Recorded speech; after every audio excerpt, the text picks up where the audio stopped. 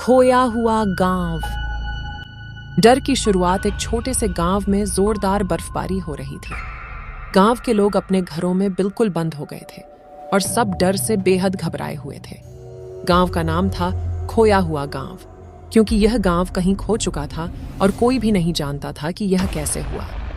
एक रात गांव के सबसे पुराने घर में जोरदार आवाज आने लगी। घर के मालिक नामक रामनाथ उसे सुनकर डर के मारे कांप उठे।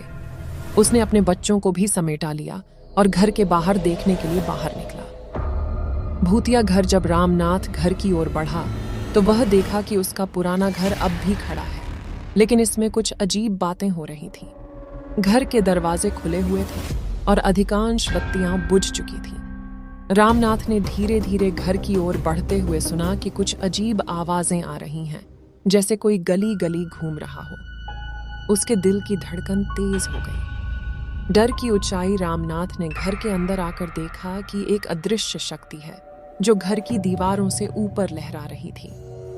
वह दिखाई देने वाले किसी को नहीं था, लेकिन घर में बिना किसी की मौजूदगी के भी आवाजें आ रही थीं। डर के मारे रामनाथ ने अपने परिवार को बचाने के लिए घर छोड़ दिया, लेकिन उसकी आवाजें और घर के अंदर की डरावनी घटनाएं उसके सपनों में भी बरकरार रहीं। अदृश्य दुनिया गांव के लोग फिर कभी उस खोया हुआ घर के पास नहीं गए और उसे छोड़ दिया। लेकिन अब तक उस गांव के पास वो खोया हुआ घर है जो अदृश्य दुनिया की ओर एक सदस्य के रूप में कांप उठता है।